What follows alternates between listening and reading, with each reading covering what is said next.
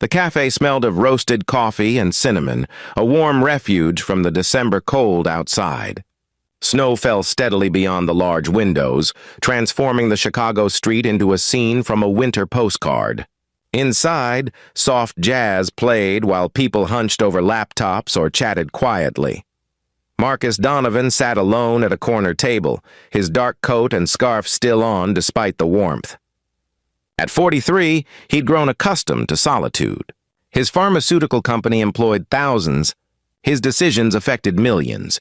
But here, in this anonymous cafe, he was just another person seeking quiet on a Saturday afternoon. He'd been coming here for 3 years, ever since his wife Rachel died. Lymphoma had taken her so quickly, diagnosis to funeral in 8 months. Their daughter would have been 6 now. Would have.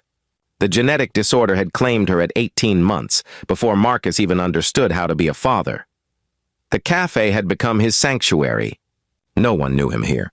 No business cards exchanged, no networking, no condolences. Just coffee, silence, and the comfortable anonymity of a public space. The small voice startled him from his thoughts.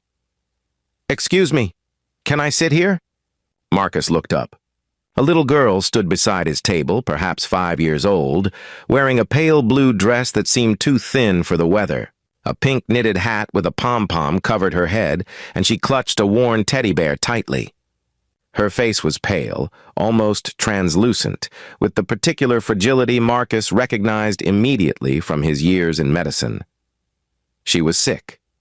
Very sick. "Are you here with your parents?" Marcus asked gently, looking around for an anxious adult. "My aunt is ordering," the girl said, pointing toward the counter where a young woman in her 20s was speaking with the barista. "But all the other tables are full. You have extra chairs." It was true. The cafe was crowded today, people seeking shelter from the cold. "Of course you can sit," Marcus said, his voice softer than usual. The girl climbed into the chair across from him with careful movements, setting her teddy bear on the table. "This is Mr. Patches. He's been with me since I was born." "That's a good friend to have," Marcus said. "He goes everywhere with me, even to the hospital." She said it matter-of-factly, the way only a child who'd spent too much time in hospitals could. Marcus felt something tighten in his chest. "Are you visiting doctors today?" The girl nodded. "We had an appointment this morning. Aunt Sarah brought me to the city for tests. The doctors here are special. They know about my kind of sick." "What's your name?" Marcus asked.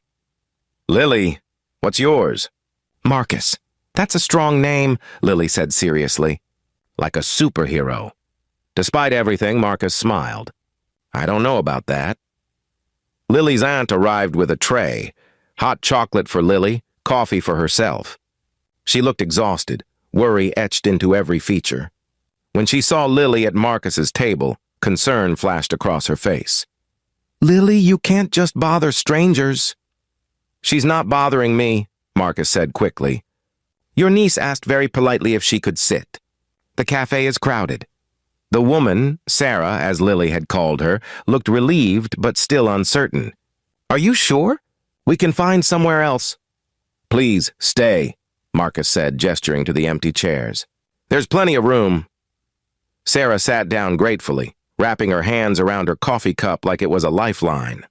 Marcus noticed the hospital bracelet on Lily's thin wrist, the port visible at her collarbone where her dress collar didn't quite cover it. Lily sipped her hot chocolate carefully, leaving a small foam mustache that made her giggle. "Do I look funny?"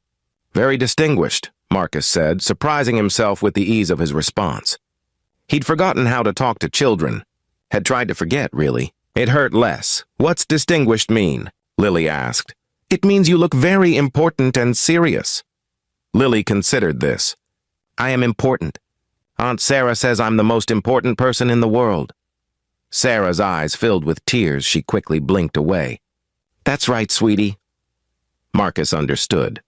He understood too well. This child, this bright, curious little girl, was sick with something serious. Her aunt loved her desperately and was probably terrified of losing her. "What do you do, Marcus?" Lily asked, swinging her legs under the table. I help make medicines, Marcus said, which was technically true if simplified. Oh, maybe you make my medicine. Lily's face lit up. I take lots of medicines. Some taste yucky, but some are okay. What kind of medicine do you take? Marcus asked carefully. Sarah intervened gently. Lily has leukemia. She's been in treatment for 2 years. Marcus felt the familiar weight settle over him. Leukemia. His daughter had died from a genetic disorder, not cancer, but the hospitals had been the same. The tests, the procedures, the desperate hope followed by crushing disappointment. The doctors today said the treatment isn't working as well as they hoped, Sarah said quietly, clearly needing to tell someone, even a stranger. They want to try a new protocol, experimental. There's a company developing something promising, but it's not approved yet. We're trying to get Lily into a trial. Marcus's mind was already racing. Experimental leukemia treatments. He knew every pharmaceutical company working in oncology, knew their pipelines, their trials. Which company? Something called Donovan Pharmaceuticals, Sarah said. But the wait list is long. Hundreds of kids waiting. We applied 3 months ago, but... She trailed off, the hopelessness evident. Marcus went very still. Donovan Pharmaceuticals. His company.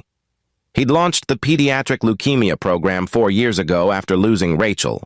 He'd poured millions into research, hired the best scientists, pushed for accelerated development. It had been his way of fighting back against the diseases that had stolen his family. The trial Sarah mentioned, he'd approved its expansion just last month. But she was right. The demand far exceeded the available slots. They could only take so many patients safely. Lily, Marcus said gently, would you do me a favor? Would you draw me a picture? I think there are crayons at the counter. Lily brightened. What should I draw? Whatever you'd like. Surprise me. As Lily went to get supplies, Marcus leaned forward. Sarah, I need to tell you something. My full name is Marcus Donovan. I own Donovan Pharmaceuticals. Sarah's face went white. But why didn't you? Because I'm just a man having coffee, Marcus said quietly. Or I was, until a brave little girl asked to sit at my table. He pulled out his phone. I'm going to make some calls. Lily will have a spot in that trial, starting Monday if possible. We can't afford, Sarah began, tears streaming now. There's no cost. The trial covers everything, and even if there were, I'd handle it. Marcus looked out at the falling snow. I lost my daughter. She was 18 months old, and my wife 3 years ago. I started this research because I couldn't save them, but maybe I can help save Lily. Sarah couldn't speak, her hands covering her mouth. Lily returned with paper and crayons, completely unaware of what had just transpired. She drew while humming softly, occasionally showing Marcus her progress, a house, a family, a son that took up half the page. This is you, she said, pointing to a tall figure. And this is me and Mr. Patches. We're friends now. Marcus looked at the simple drawing, this child's innocent acceptance of connection, and felt something break open inside him. He'd closed himself off after losing his family, believing that distance was safer than attachment. But here was this little girl, facing something terrifying, still brave enough to ask a stranger if she could sit down, still brave enough to make friends. Over the next months, Marcus followed Lily's progress closely. The treatment was working, slowly, carefully, but working. He visited her in the hospital, brought books and puzzles, sat with Sarah during the long hours of infusions and recovery. Lily taught him to be open again, to risk caring, to remember that life, however fragile, was worth fighting for. 2 years later, Lily's scans came back clear. Remission. The word everyone had been afraid to hope for. At the celebration, Lily presented Marcus with a drawing, an update of that first cafe sketch. But this time, there were more people. Sarah, the doctors, nurses, and in the center, Lily and Marcus, holding hands. You're my superhero, Lily said, hugging him, just like I said. But Marcus knew the truth. This little girl in her pink hat, brave enough to ask a stranger a simple question, had saved him just as much as his medicine had helped save her. Sometimes healing works both ways. Sometimes the person you help ends up helping you right back. And sometimes all it takes is one small voice asking one simple question to remind us what we're living for. Years later, Marcus would fund a foundation in Lily's name, ensuring no child would be turned away from treatment due to wait lists or costs. He'd never forget the day a sick little girl asked if she could sit at his table, and in doing so, gave him back his purpose. Because that's what children do. They ask simple questions that contain profound wisdom. Can I sit here? Can we be friends? Can you help? And if we're lucky enough, if we're paying attention, we realize the answer is always yes.